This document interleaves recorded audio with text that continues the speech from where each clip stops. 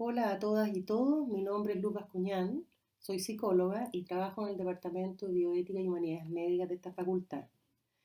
En esta breve presentación voy a referirme a algunos aspectos éticos en psiquiatría, para lo cual vamos a hablar primero de ética profesional en general y después en psiquiatría en particular.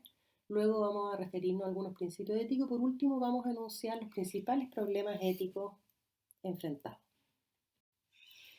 La ética profesional tiene una larga historia, como la noción misma de profesión, y podemos entenderla como un compromiso, como el compromiso que adquiere un profesional a desenvolverse con excelencia tanto técnica como moral cuando se adscribe a un determinado marco de objetivos, metas y valores. Ahora, los códigos deontológicos o los códigos de ética profesional, que son declaraciones que incluyen principios, normas y deberes de un grupo profesional determinado, se complementa con la ética profesional, pero no se limita a ella. Es decir, la ética profesional trasciende a los códigos deontológicos, así como trasciende a las leyes vigentes en un país. Porque de alguna manera la ética profesional tiene que ver además con aspiraciones, con motivaciones y con virtudes del profesional.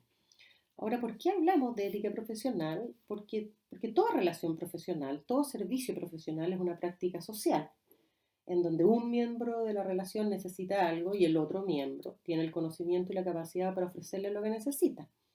Esa es la simetría de toda relación profesional, que pone a uno como en posición de poder ofrecer lo que necesita, o sea, de dependencia de lo que necesita otro que está en una situación de dependencia. Ahora, la simetría propia de toda relación profesional y de la medicina eh, se extrema en psiquiatría. Por lo tanto, la necesidad de manejar este poder inherente a esta simetría se hace aún más relevante. ¿Por qué en psiquiatría? ¿Qué particularidades tiene psiquiatría? Y esto ya de alguna manera nos lleva a la segunda particularidad que tiene que ver con los factores epistemológicos y teóricos.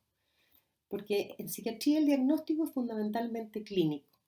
En la relación médico-paciente, la herramienta principal que se tiene para hacer el diagnóstico y indicar un tratamiento apropiado. Esto deja un margen de subjetividad, situacionalidad a la práctica diagnóstica psiquiátrica. De hecho, se cuestiona la validez de la práctica diagnóstica psiquiátrica. Esta variabilidad es entre escuelas, modelos de diagnósticos distintos, etc. Esto es lo que explica que hayan surgido los diagnósticos categoriales y las clasificaciones diagnósticas, como por ejemplo el DCM o el CIE, para poder tener un lenguaje común, para poder establecer ciertas categorías con cierta objetividad, entre comillas. Pero por supuesto que sabemos que las categorías diagnósticas son convenciones, eso quiere decir que cambian en el tiempo y que además son muy limitadas para explicar la experiencia humana. Por lo tanto, el psiquiatra debe estar muy bien capacitado para entender cuáles son las convenciones del momento, digamos, las que están vigentes, para poder comunicarse con sus colegas, pero también tener la distancia suficiente para entender que dos pacientes con el mismo diagnóstico, según estas categorías diagnósticas, pueden ser muy distintos y ser sensible a esas diferencias. Bueno, de esta manera los problemas asociados al diagnóstico en psiquiatría están relacionados, como yo les decía, con los aspectos epistemológicos y teóricos, que son importantes y particularmente difíciles en psiquiatría, porque existe una diversidad enorme de teorías y enfoques sobre la naturaleza humana, sobre el enfermar, sobre los mecanismos para producir cambio, para recobrar la salud. Las mismas nociones de salud y enfermedad pueden ser muy debatidas. Lo sano, lo enfermo, varía. Hay una dimensión temporal a lo largo de la historia y también espacial entre distintas sociedades, distintas culturas. Bueno, y esto nos lleva al tercer punto, que son los factores socioculturales. Además de tener que atender al etnocentrismo que podemos tener en nuestras nociones, hay dos cosas que me parecen importantes de mencionar. La primera es el estigma social hacia la enfermedad mental. Hay un estigma asociado como a una cierta peligrosidad del paciente psiquiátrico. Y esto lleva a que el paciente psiquiátrico sea discriminado. Hay una mayor discriminación por el estigma social al paciente psiquiátrico que a otros pacientes por otras dolencias o patologías. En segundo lugar, me gustaría reflexionar un poco sobre el rol social del psiquiatra. Al psiquiatra la sociedad le otorga, le atribuye un poder para determinar profundamente la vida de las personas, dónde debe vivir, si puede disponer de sus bienes, si es responsable por sus acciones, si puede tener hijos, etc. O sea, las decisiones del psiquiatra tienen un impacto enorme en la vida de las personas que están en una situación de vulnerabilidad, que cargan con estos estigmas y que estas decisiones nosotros, como hemos visto, se toman clínicamente, sin contar con un sustrato anatómico, pruebas de laboratorio, sino que a partir del juicio clínico y profesional. O sea, si nosotros vemos todo esto, vemos los riesgos éticos que tiene y el extremo cuidado que debe tener el profesional respecto a su propia práctica. Ahora, ¿con qué principios contamos para lidiar con todo esto? Bueno, un marco que ustedes ya conocen del principialismo, los 4 principios descritos en bioética por Puchant y Childress, es bien como acordado, digamos. Primero el de no maleficencia, no hacer daño. Segundo el de beneficencia, hacer el bien. Tercero el de autonomía, la autodeterminación de las personas, que yo me gusta el término original que viene del informe Belmont relacionado con la investigación científica en seres humanos, porque de alguna manera cuando hablamos del respeto por las personas no estamos hablando necesariamente de su capacidad para autodeterminarse, y además porque también el concepto de autonomía deja esa idea de que las personas pueden tomar decisiones y funcionar en aislamiento, solas, y que puede prestarse para malos entendidos. Por último está el principio de justicia, que es un principio de justicia equitativa. Ahora, hay muchos más principios y hay declaraciones, como por ejemplo la que nosotros vemos aquí, que es el decálogo de Anderson, y que va a añadir otros principios, etc. No son los únicos principios que hay, los que nosotros vimos, los de la bioética. A mí lo que me interesaría destacar es que cuando nosotros tenemos un conjunto de principios, podríamos acordarlos y podríamos estar de acuerdo. Sin embargo, este estudio muestra algo interesante, que es que podemos hacer otras cosas. Por ejemplo, el 79% de los profesionales en este estudio cree que prestar dinero al paciente genera daños y no es ético. Sin embargo, un cuarto de la muestra lo había hecho. Después hay acuerdo en que ejercer fuera del ámbito de la competencia no es ético.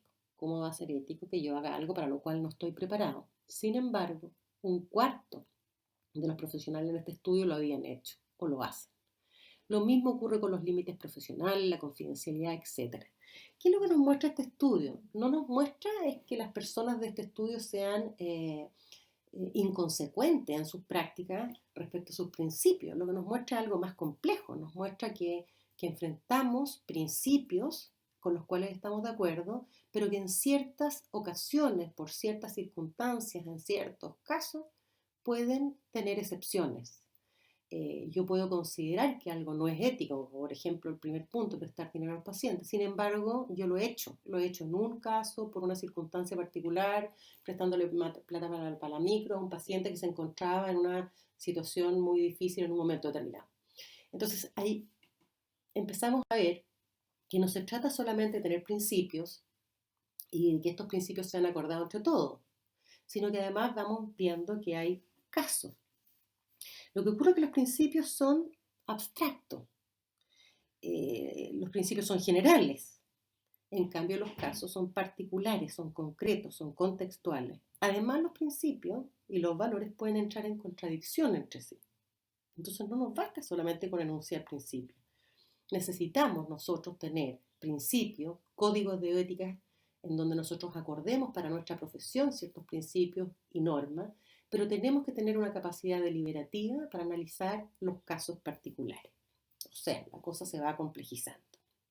¿Cómo poder analizar toda esta complejidad? Hay distintos autores que ordenan las distintas dimensiones éticas de acuerdo a distintos criterios. Uno de estos criterios es el criterio temporal. Frank Tarragó propone un criterio temporal para analizar los aspectos éticos de un fenómeno. Y nosotros si lo aplicamos a psiquiatría podemos ver que hay una serie de cosas que debemos pensar en el inicio, una serie de cosas que se han enunciado en el transcurso y una serie de cosas que se han enunciado en el término de la relación clínica en psiquiatría. Y en un principio, bueno, la pregunta sobre si existen las condiciones para iniciar un tratamiento si existe la capacitación del profesional para hacerlo, y bueno, todos los temas que nosotros hemos hablado respecto al diagnóstico, que por supuesto el diagnóstico no termina con tener una categoría nociológica definida y acordada por un grupo de profesionales, sino que el proceso diagnóstico, el objetivo del proceso diagnóstico es que alivie al paciente, es que el paciente haga sentido de él, es que lo ayude. Entonces, si nosotros estamos felices con un diagnóstico y se lo entregamos como si fuese una bomba que va a desestabilizar a todo su medio y lo va a desestabilizar al paciente mismo, no tiene ningún sentido. El proceso diagnóstico incluye este proceso de comunicación del diagnóstico y de aceptación, de asimilación, de elaboración del mismo por parte de quienes lo reciben. Bueno, en relación al transcurso, eh, paradigmáticamente siempre se ha hablado o se alude o se ha aludido a la violencia con que se puede actuar contra la voluntad del paciente. Es una denuncia ya hecha hace muchos años desde la antipsiquiatría. Entonces aquí tenemos una cantidad de cuestionamientos éticos a las intervenciones coercitivas, hospitalización involuntaria, etcétera, a los tratamientos invasivos, a los tratamientos que tienen, digamos, consecuencias permanentes en los pacientes. Yo diría que hoy en día cada vez más está regulada las prácticas más extremas y lo que es más debatible son aquellas prácticas que pasan desapercibidas porque son cotidianas, como por ejemplo los tratamientos farmacológicos y la psicoterapia. Los tratamientos biológicos, bueno, no sé, ha habido una medicalización de la vida, antes eran problemas de la vida, en fin, ahora son problemas médicos, muchos de ellos, y hay una masificación de los psicofármacos en la sociedad. Y tienen efectos secundarios, no son inocuos y además desconocemos mucho cuáles son los mecanismos por los cuales funcionan. Entonces, hay muchas cosas de las cuales debatir, sin contar además con los intereses que existen de la industria farmacéutica en esto. Y por último, la psicoterapia, que tiene un potencial de poder por parte de quien es terapeuta y por lo tanto de riesgo de abuso y de daño en el paciente enorme, pero que ha aparecido como dentro de un halo de bondad y de relación bondadosa, por decirlo así, en que no se ha investigado seriamente y empíricamente sus consecuencias. Bueno, por último, en relación al alta, perdón, al término de la, de la relación clínica tenemos el alta. ¿Cuándo dar el alta? ¿Cuáles son los criterios adecuados para darlo? Y todos los problemas asociados cuando se da o no se da alta y cuando no hay acuerdo. También los problemas asociados a la derivación y los problemas asociados al seguimiento de los pacientes. Cuando nosotros vemos la literatura de las asociaciones profesionales, los comités de ética, los juicios por mala praxis y los autorreportes en el mundo PSI, vemos que hay tres categorías básicamente reportadas. Uno son problemas asociados al manejo de información, básicamente secreto profesional y confidencialidad. Y esto no se trata solamente de poder cuidar la privacidad de una persona a través de no difundir su información personal a cualquiera sin justificación, sino que tiene que ver con cuánto yo escribo en la ficha clínica o en los registros institucionales, qué hacer con la información sobre la vida del paciente que yo sé extraprofesionalmente, se la digo, no se la digo, cómo la manejo, cómo manejar la confidencialidad en la comunicación entre profesionales, en las reuniones científicas, en la derivación, etcétera. En la segunda categoría de límites profesionales tenemos las relaciones múltiples o relaciones duales, que tiene que ver con la sobreposición de roles. Puede ser un rol social, laboral, bueno, con mayor razón o más complejo aún si es un rol amoroso, que puede ser concurrente o consecutivo a la relación profesional. El tema es que un rol adicional dificulta la capacidad del profesional de mantenerse en su rol profesional con el objetivo profesional. Es la misma lógica de los conflictos de intereses. Cuando tenemos un interés primario, que es el bien del paciente, el trabajo profesional con él, etc., y hay otros intereses que pueden sesgar. Estos intereses secundarios pueden sesgar y modificar y hacer difícil el actuar por el interés primario. Y en tercer lugar, bueno, están las prácticas profesionales impropias que tienen que ver ya con transgresiones evidentes como el fraude, la negligencia o la explotación directa del paciente.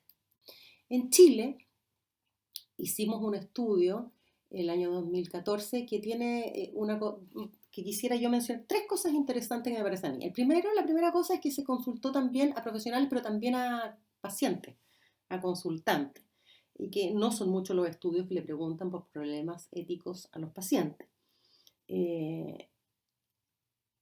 Y se vio en este estudio que el 77% de los incidentes señalados por los profesionales y el 95% de los incidentes referidos por los pacientes cabían dentro de las categorías manejo de información, límites profesionales, contexto, proceso terapéutico y conflictos de interés.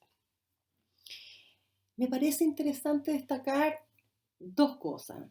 Lo primero es que hay una categoría de conflictos que tiene que ver con contexto terapéutico, proceso terapéutico, que tiene que ver con la relación entre la ética y la clínica. Es una categoría de problemas que se relaciona no solamente con el manejo de la información y los límites profesionales, sino que con consideraciones, por ejemplo, el respeto que se tiene con el paciente en relación a sus perspectivas valorativas, o sea, el no considerar los valores y perspectivas del paciente. Bueno, hasta la imposición de valores podría ser parte de los problemas éticos de esta categoría. También la autogratificación del profesional, las autorrevelaciones, el impacto del paciente en el profesional, las intervenciones no seguras o sin suficiente evidencia, los límites a la disponibilidad y responsabilidad profesional, etcétera, entre otros. Y si ustedes se fijan, es un 24% de los conflictos reportados por los profesionales y un 30% de los conflictos reportados por los pacientes. Y lo otro que me parece interesante destacar, para no darles todos los detalles del estudio, es que en este trabajo, además de los contenidos distintos de los conflictos, se vio cómo se manifestaban y cómo es que los valores estaban en juego. Y lo que se observó es que se podía distinguir transgresiones, es decir, cuando un valor negativo se pone por sobre uno positivo, y situaciones éticamente problemáticas o conflictos, en donde hay dos valores positivos que entran en conflicto o en contradicción. Y como podemos ver, la mayoría de los incidentes reportados por los profesionales son situaciones éticamente problemáticas, no transgresiones. En cambio, los pacientes, la mayoría son transgresiones, es decir, se falta a un principio y se habla de la falta, de la falla, de la transgresión. En cambio, con los profesionales, como decía, se presentan preguntas.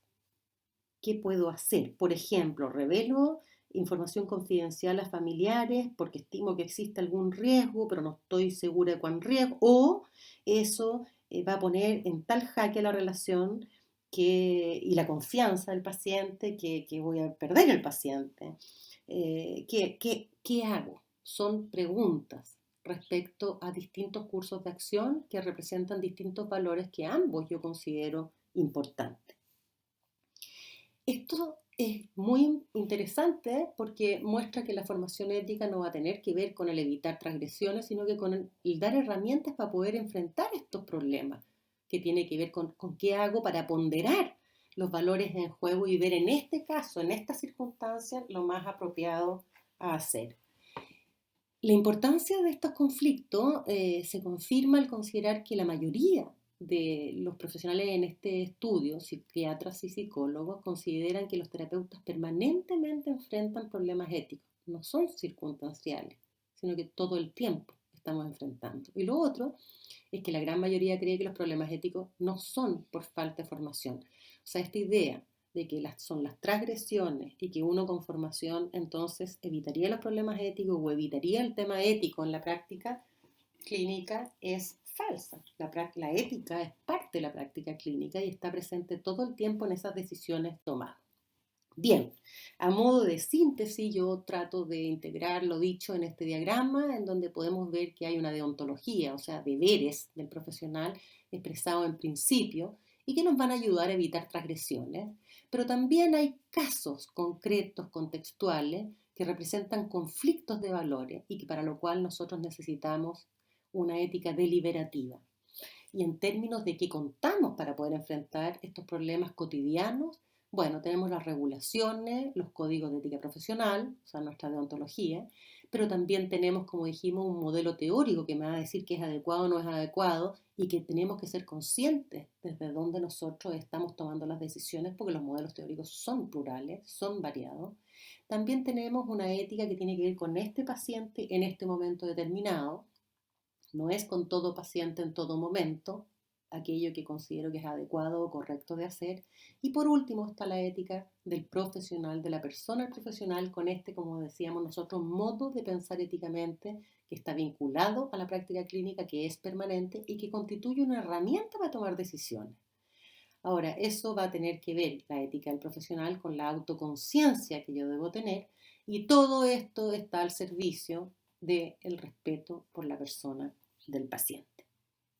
Bueno, en ese sentido nosotros podríamos decir que podemos hablar de un compromiso con uno mismo, con su capacitación y con su nivel de conciencia de desde dónde yo me muevo con el modelo teórico y con mis propios valores, y el compromiso con el consultante, que como ya decíamos se basa en el respeto a este, y por último un compromiso social y gremial que tiene que ver con que nosotros debemos participar en todas aquellas decisiones y leyes que nos atañen y tenemos que tener también un objetivo de contribuir a la sociedad.